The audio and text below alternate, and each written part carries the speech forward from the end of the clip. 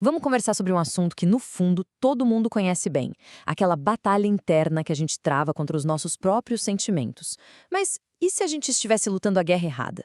E se o problema não for o que se sente, mas como a gente lida com o que sente?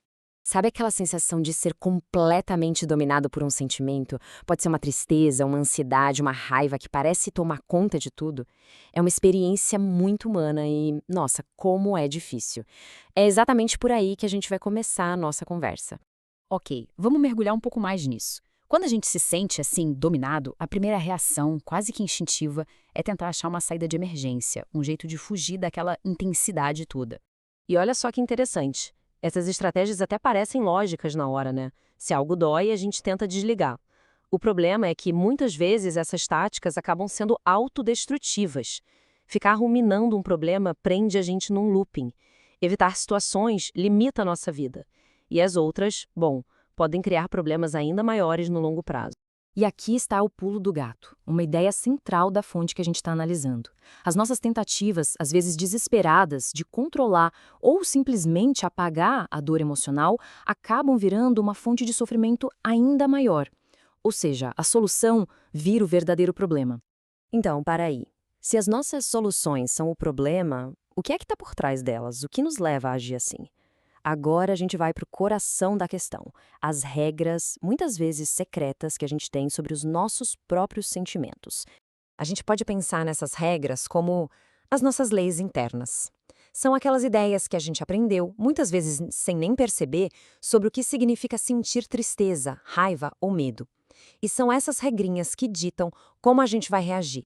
E essa tabela aqui ilustra isso de um jeito brilhante. De um lado, as regras que nos aprisionam, do outro, as que nos libertam.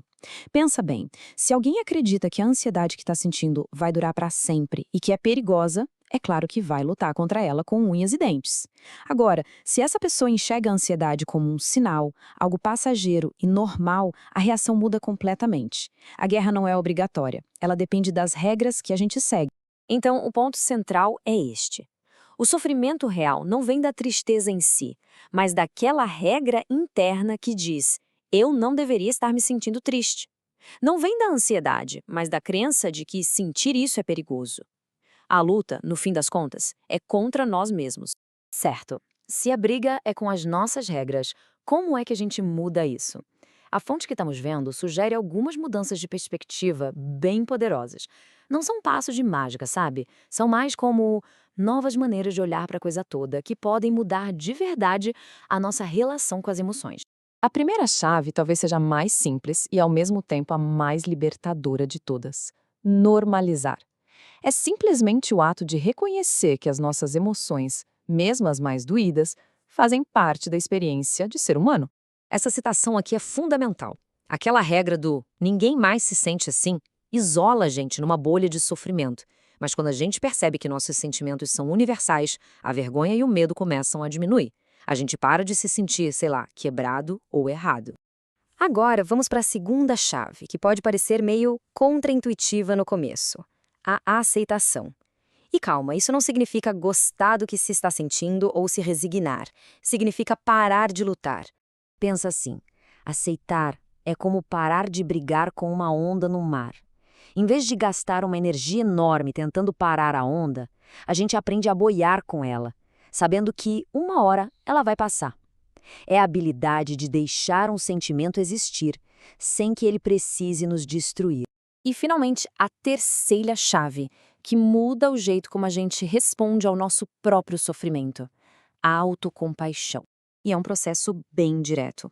Primeiro é admitir para si mesmo: nossa, isso dói, eu estou sofrendo. E depois, em vez de se criticar, se perguntar: o que eu diria para um grande amigo que estivesse passando por isso? É oferecer essa mesma gentileza, essa mesma compreensão para si. É o exato oposto da guerra interna. Então, o que acontece quando a gente começa a usar essas chaves? Quando a gente normaliza, aceita e se trata com mais compaixão? A gente começa a construir uma relação completamente nova com o nosso mundo interior.